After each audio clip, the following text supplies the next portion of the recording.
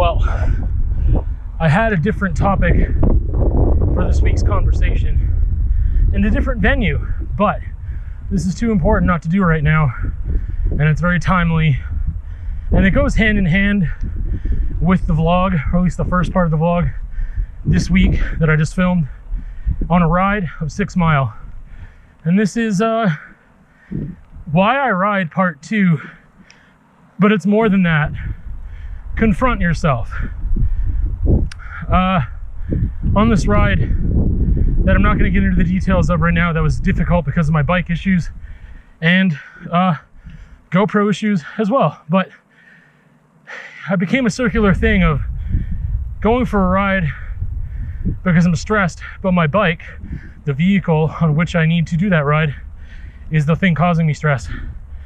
Anyway, like I said, not going to go into details. That's in the vlog. This is more than just riding, but why I ride, in addition to all those other points, it is an opportunity rich with more opportunities. Let me rephrase. It is an experience rich with opportunity to confront yourself.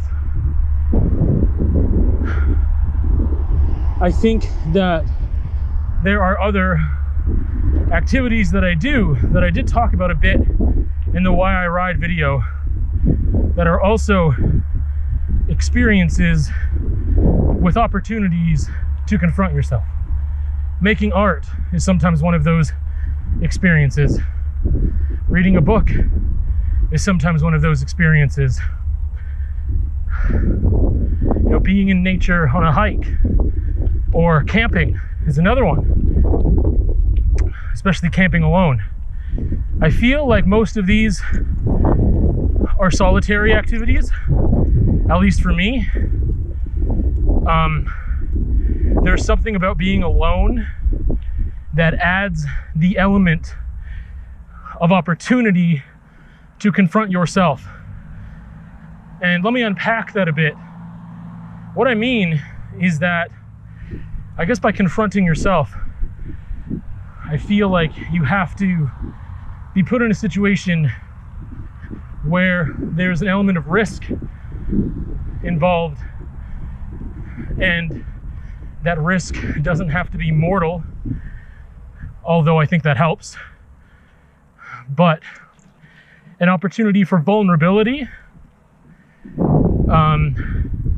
such as making art, such as reading a book. And the act of creating or writing, any way of creating, I think if you're doing it in an artistic way and not just design work, and you can go back to a conversation I recently had about that, the difference between art and design and stuff. Anyway, I think that there's an element of risk and vulnerability in the act of creating. Being open and honest and creating a problem for yourself. That is a key thing in confronting yourself. You have to create a problem that you have to solve, and making art is definitely that.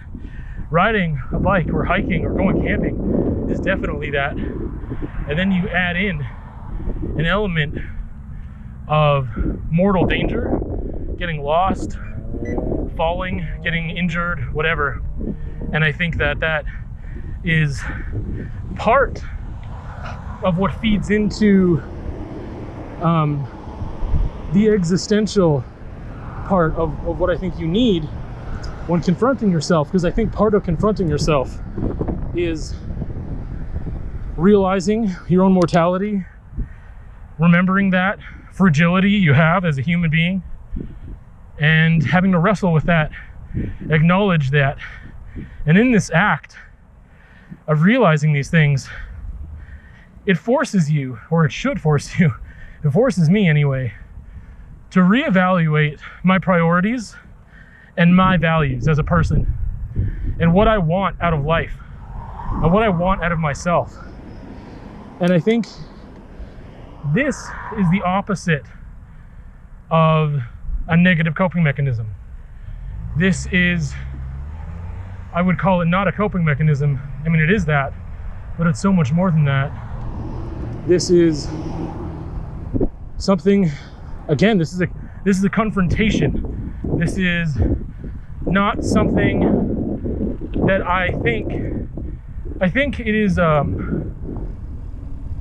not something to be taken lightly, I guess. And I think that, you know, so many times I'm very vocal about what riding does for me.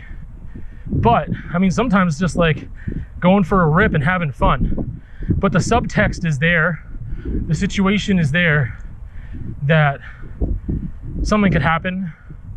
And that for me too, that being alone is so key. I think going out for a rip with friends, having a blast, you definitely can get some of that. But it's different because you also have this context where if something happens, you're not alone. But at the end of the day, you are alone.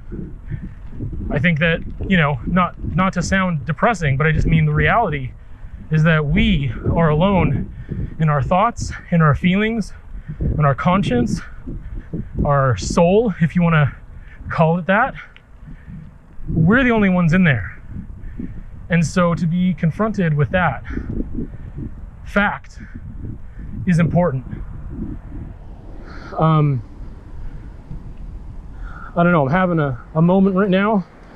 I think that was one of the best rides of my life, and not just skill and ability, because I did kind of shred it, not gonna lie. For me, I definitely got flowy on some parts on 6 Mile. I rode with confidence.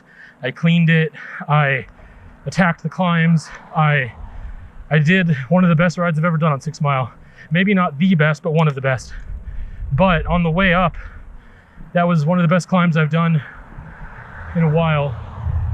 And I just had the power of Dave Grohl. I had Foo Fighters In Your Honor playing, and before I got to the top of that climb, when The Best of You came on, that was a real experience. I felt like breaking down and almost crying and screaming. And I mean, this is all attached to this moment of clarity that I've been talking about with all the elements just got combined today. I was frustrated before I left. I was worried about what was going to happen. I tried to throw that aside and just go, and I did, and I'm so happy I did.